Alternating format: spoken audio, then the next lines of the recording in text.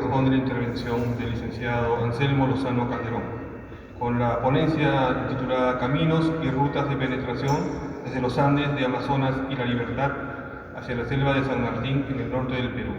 El licenciado Lozano tendrá una participación virtual, va a ser una participación remota. El licenciado Anselmo Lozano es arqueólogo por la Universidad Nacional Mayor de San Marcos y ha realizado exploraciones en la cuenca baja del río Chinchipe hasta la confluencia con el Marañón y ha participado en varias expediciones al Gran Pajatén y al Gran Zaposoa, así como excavaciones arqueológicas en el sitio de Chasuta, en la selva de San Martín. Recibámoslo por favor con un fuerte aplauso.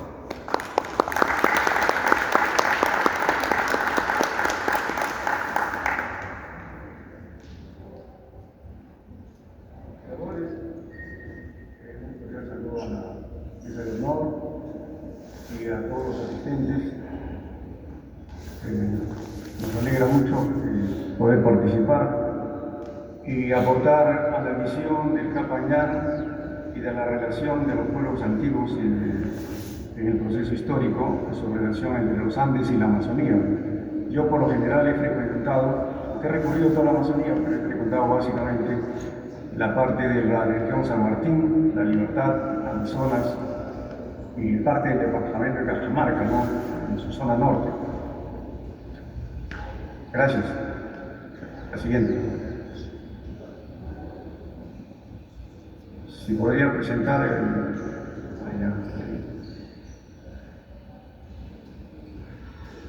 no sé cómo se ingresa. A ver, por favor, si me ayuda para poder ingresar las imágenes. Si podría ingresar, por favor, el PowerPoint. Sí, licenciado, ya estamos presenciando el PowerPoint. Ya se está proyectando las vistas.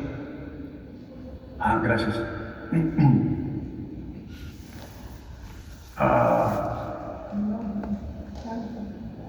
Necesito que se coloque para poder ver que puedes instalar. No se ve.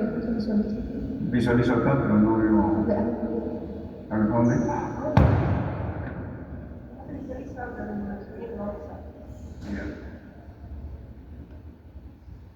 Ok. Listo. Ahora sí, perfecto. Ya, el espacio geográfico del norte del Perú. El elemento determinante o rasgo geográfico determinante que configura la geografía del Perú es la cordillera de los Andes, que divide en tres grandes espacios que ya todos conocemos: la costa, la sierra y la selva. Pero la parte de la Amazonía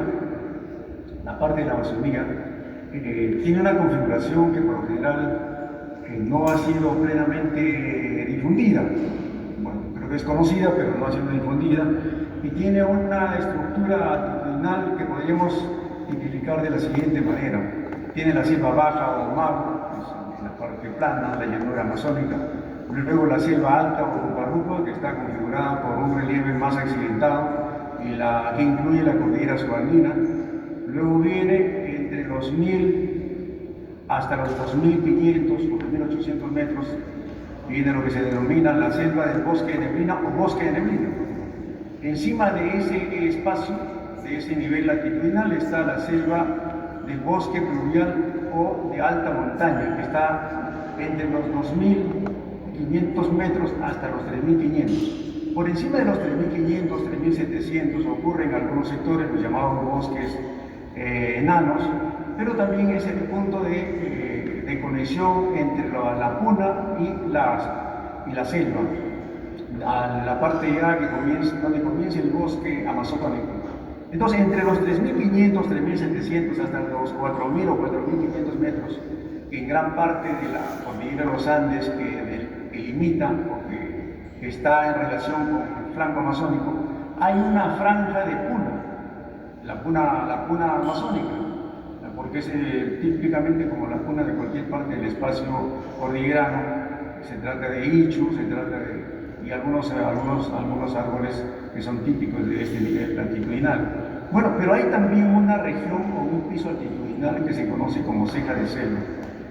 La ceja de selva se puede observar en la cuenca del río Pampas y su ruta hacia el norte, pero sobre todo creo que la ceja de selva más típica es la que se da entre San Ignacio, Jaén, Bagua y parte del ámbito del Olmo. En este espacio que está atravesado por el río Marañón encontramos un espacio típicamente de selva, de ceja de selva, perdón. La siguiente, por favor. Bueno, hay una enorme relación de caminos transversales que se desprenden del Campañán, que ingresan hacia la selva. En su mayor parte, casi todos los caminos son desconocidos. Ahora vamos a ingresar a hacer un breve comentario sobre este aspecto que es el tema central de este conversatorio. La siguiente, por favor. Antes que avancemos, vamos a hacer un breve recuento, un repaso rápido a comentar cuáles son esas manifestaciones o esos desarrollos sociales y culturales que se dieron desde muy temprano en la parte norte del Perú. Por ejemplo, en la zona de Manachaqui, que está en la cuna del distrito de Patás, en el acceso al Gran Pajatín, tenemos la cueva de Manachaqui, donde se hallaron evidencias con una antigüedad de 8.000 años antes de Cristo.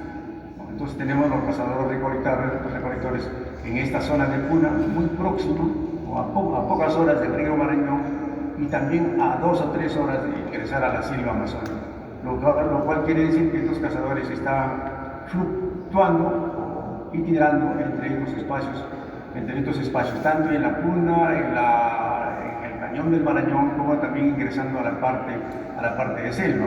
Y en la costa norte encontramos grandes desarrollos posteriores como los Copisnique, los Moche, los Yupú, los Chimú. Bueno, y en la sierra vamos a encontrar también importantes desarrollos que también se están dando y están relacionándose tanto con los pueblos de la costa como con los pueblos que están inclusive hacia la floresta tropical, hacia la parte amazónica, como Laizón, Punturhuasi, Pacopampa, Marca, Huamachuco, Cajamarca, Chachapoyas. En la ceja de selva, en el ámbito de Jaén, Bagua, tenemos Guayurco, Ingatambo, Pacopampa. Bueno, Ingatambo, Pacopampa, ¿por qué? Ingatambo es un punto donde el Campañán estableció un tambo, por eso se conoce como Ingatambo, y está frente a Comahuaca. Pero en ese lugar subyace un centro ceremonial de la tradición Pacopampa relacionado con el Copisnique, con esta interacción de desarrollos y de corrientes, que justamente es el límite donde se puede ver con mayor preeminencia, con mayor claridad la relación que hay de este avance de la costa y de la sierra ingresando hacia la parte del Marañón. En ese punto es un punto como de límite, porque vamos a encontrar que la tradición Guayurco es la que predomina y prevalece en todo el ámbito de lo que es Jaén y lo que es Bagua, y también la tradición Bagua que dejó la doctora Ruchay en la década del 70, ¿no? Bueno, y en la Selva Baja tenemos varias tradiciones, no se puede especificar pueblos determinados porque es tan grande y son tan importantes todos estos espacios que no se ha hecho un estudio detallado, salvo el que hizo Ronald Letra, y que él identificó la tradición Totexcaño, por ejemplo. Pero también está la tradición Cotos, que avanza desde la sierra, desciende por la cuenca, por el río Guayaga, y en Huánuco pues está Cotos, y vamos a encontrar 2 templos grandes de esta época en el ámbito de la provincia de Bellavista, en San Martín, y otro en la provincia de Picota, junto al río Guayaga, un sitio que se llama Uxpapangal, donde hay un centro ceremonial con 60 metros de largo por 40 metros de ancho, que pertenece típicamente a la época formativa. La tradición Guayurco es otra de las tradiciones que avanza desde la zona de Chinchipe. Jaén ingresa por el Marañón y se introduce y penetra a la selva amazónica.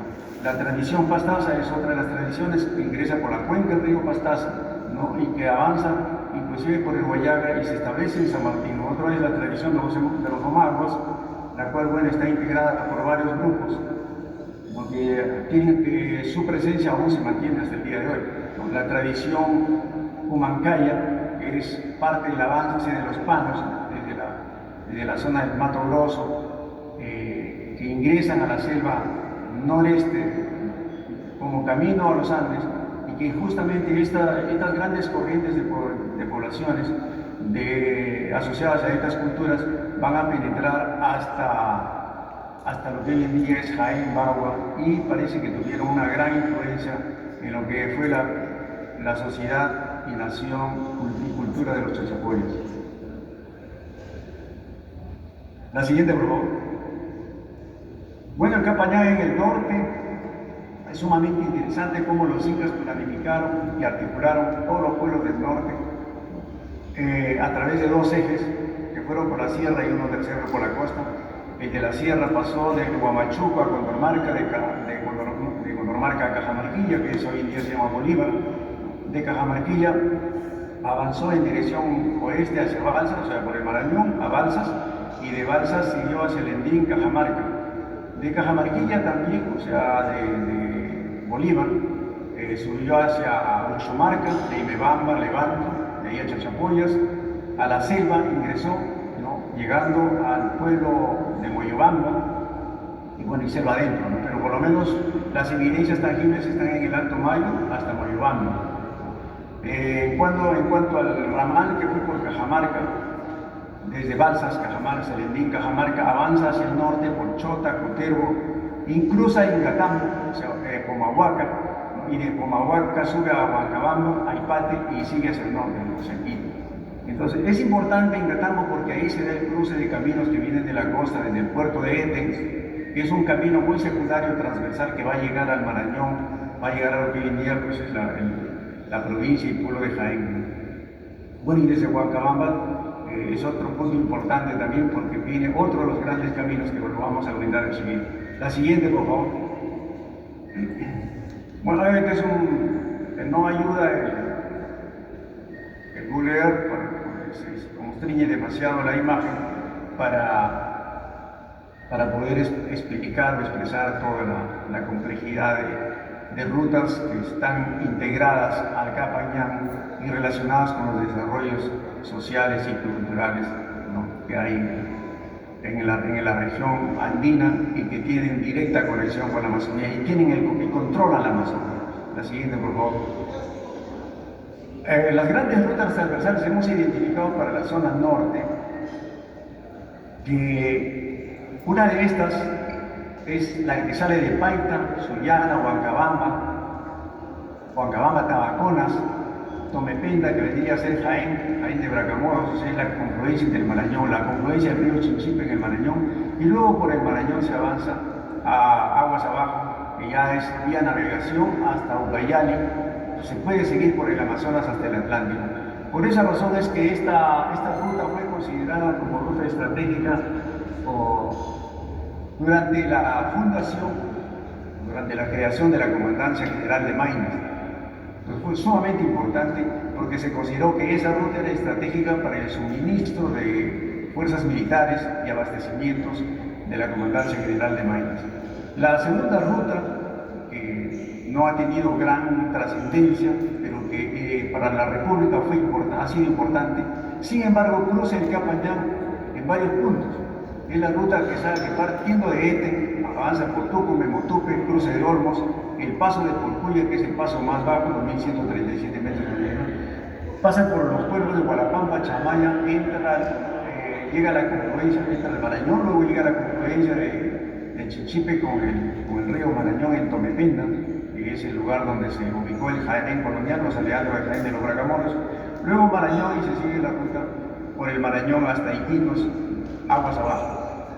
La tercera ruta, que ha sido una ruta que ha tenido vigencia hasta la década de 1960, o sea, durante la época prehispánica y durante la época colonial, y sobre todo también durante más de un siglo de la República, es la ruta que partiendo de Pacasmayo, Chilete y Cajamarca, pasa por Selendín, Balsas, o sea, toma el camino el Capañán, Balsas, sube por Remebamba y Chachapoyas, de Chachapoyas ingresa hacia la selva siguiendo la ruta de Molinopampa hacia Moyobamba, Molinopampa, Pucatambo, Moyobamba, De Moyobamba hay un camino que ya no corresponde a la época prehispánica y si es que lo hubo fue un camino muy inverosímil hacia Balsapuerto, pero durante la época de la durante la época de la colonia sí tuvo vigencia y también fue utilizado durante los días de la Guerra de la Independencia, que fue de Balsapuerto a Moyobamba y de Moyobamba a Balsapuerto. Luego de Balsapuerto se pasa al Huallaga, al Marañón, del Marañón al Amazonas, bueno, y del Amazonas se sigue pues hasta el Océano Atlántico. Esta es una de las rutas también que unía el Océano Pacífico con el Atlántico, al igual que la ruta que partía de Paita, ¿no? También llegaba al Atlántico, encontrándose pues estos caminos en la convergencia de los ríos Huallaga con el río Marañón, aguas abajo. La siguiente, por favor.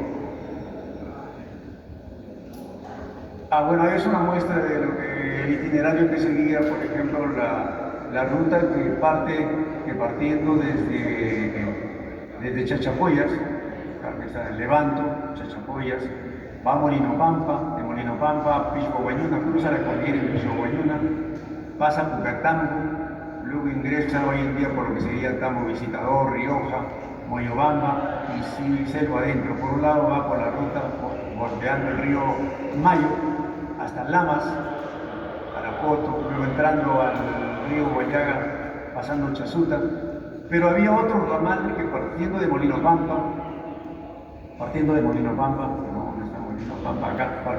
Pampa ingresaba en dirección norte, como yéndose hacia Pomaconchas, y en esa ruta llegaba a Fundilla y Ambrasbamba, y por ahí era una de las rutas también importantes que ingresaba hacia la región de lo que hoy en día es la provincia de Moyobamba, y al parecer fue esa la ruta que siguieron los conquistadores en 1539 y 1540, aunque posteriormente quedó establecido como camino principal la ruta que seguía pasando Pisco Guayuna, Pucatambo, para ingresar a Moyobamba.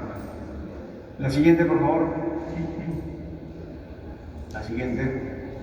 Ramales y datos etnohistóricos. De acuerdo a la información etnohistórica, pero también a los ramales que han permanecido con vigencia hasta entrada a la República, está por ejemplo la ruta que ya lo señalamos, la de Huancabamba, Tabaconas, Jaén, Tomependa, ¿no? Marañón y selva adentro, ¿no? Siguiendo el curso del Marañón. La otra ruta era la que partía de Motupe, Corcuya, paso de Corcuya, Comahuaca, Chamaya, Marañón, camino hacia la selva adentro, siguiendo el curso del Marañón.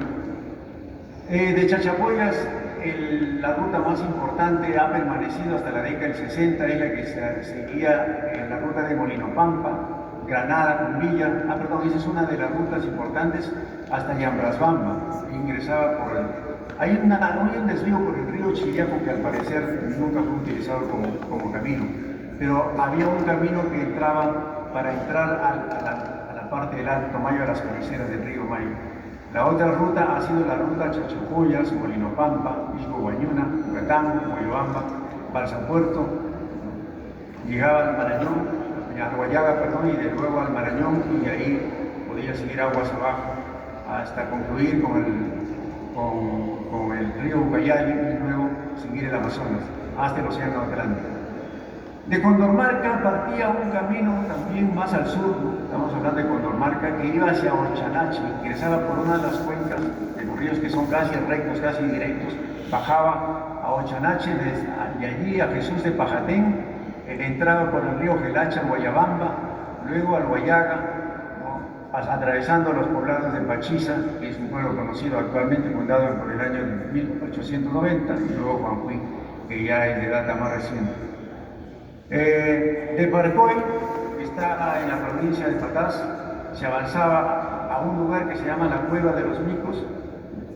De este punto se seguía por el río Abiseo, había un camino inverosímil, o sea, un camino que solamente lo utilizaban los nativos, que pasaba por las localidades o los sitios de la Sata, Cocosbamba, Achiras, para luego desviarse a la derecha, cruzar una pequeña cordillera, la baja cordillera, y entrar a Jesús del Monte Sión y Buenaventura del Valle, en el Huallaga.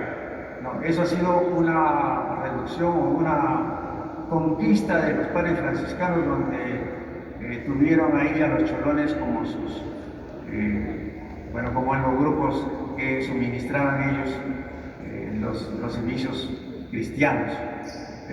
Otro de los puntos o de las rutas de acceso hacia la selva era que partiendo de Tayabamba, hoy en día Tayabamba conocido, ¿no? Pero en realidad antiguamente era Collay, Guanapampa, Frailetambo, había un cruce de Hongón, porque también existe un poblado Hongón, donde hubo una colonia, una colonización durante la época de Tahuantinsuyo, cuyas ruinas existen ahí. Seguía el río Misoyo hasta el puerto Pisano, que está en el río Guayaga. Esa ha sido una de las rutas muy importantes que inclusive ha sido utilizada con gran intensidad en las últimas décadas también, por la actividad dedicada a la coca y la actividad del narcotráfico.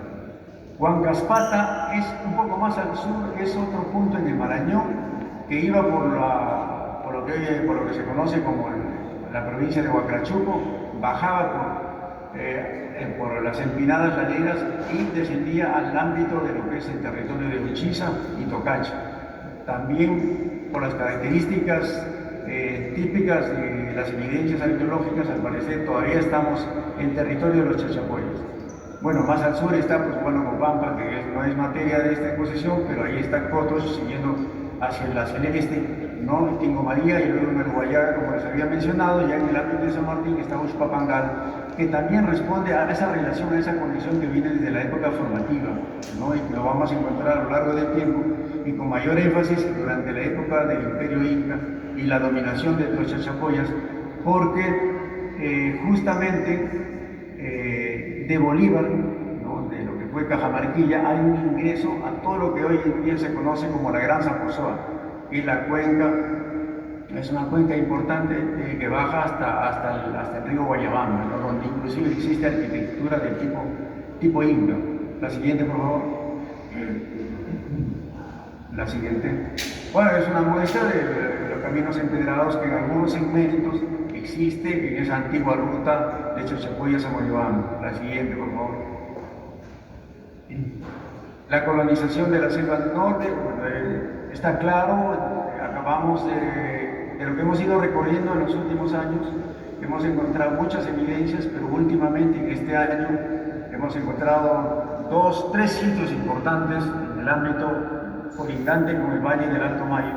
En la primera franja de gradiente montañosa hemos encontrado tres grandes pueblos que tienen más de 100 hectáreas de extensión, de patrón semi-concentrado. O sea, no son casas continuas, pero están muy cercas, muy próximas, en un ámbito de más o menos 100 hectáreas, entre 50 y 100 hectáreas, lo cual nos indica una gran potencia colonizadora de los Chachapoyas en plena selva. Y el ámbito de los Chachapoyas abarcó desde el Marañón por el lado occidental hasta el río Guayaga por el lado oriental. Por el sur, bueno, hasta los Huacrachucos, Hongón y Tocacha. Por el oeste, el límite del Marañón, y por el norte también, ¿no? Tuvieron varios señoríos, Condormarca, Cajamarquilla, Luya, Chillán, que ya son conocidos, ¿no? Inclusive para la parte oriental había dos provincias que se mencionaban, la de Cascayón y los Muyupampas. Aunque yo he podido observar que también hay estructuras circulares del tipo Chachapoyas en el ámbito del Amas. Ahí hay un lugar que se llama Pamashto y que ha sido registrado por el Instituto Nacional de Cultura, por el Ministerio de Cultura, con ese nombre de Pamashto.